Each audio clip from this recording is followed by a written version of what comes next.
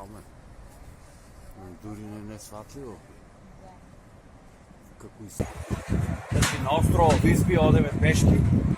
Мора еден дан во шак да минеме. Уште одеме, имаме уште околу 800 метри до стариот дел на градот Висби. Значи дојдеме у Висби и оддалечено од Шведска неколку стотици километри, тука доаѓаат углавно швеѓаници на мирен одмор. Нешто у стило како македонски окрит, тако не, шведски окрит. Плоштадо на Висби.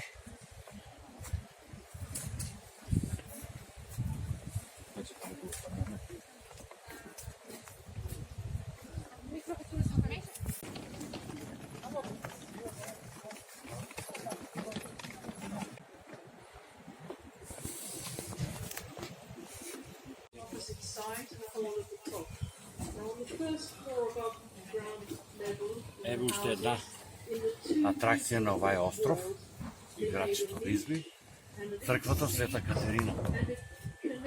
Додуше остатоци од неа има само, ама е многу голема црква.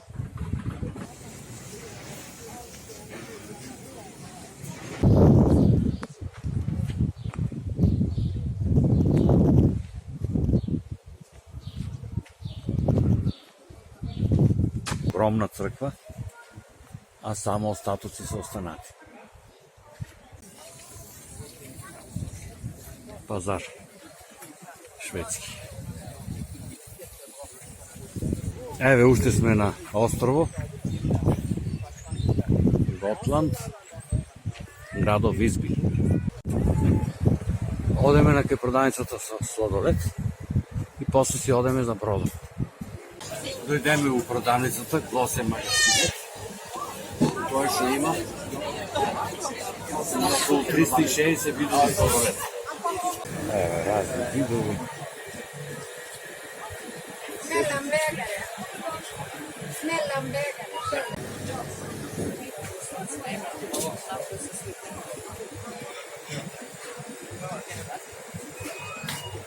Тој знае колку видови сладолед. Еве какви сладоледи има. Со виски, тирамису, од гројзе, од лобеница.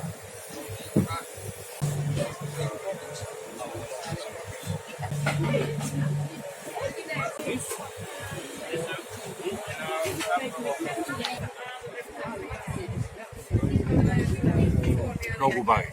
Јако пиш труфови и Хари Потер. И Хари Потер. А ја?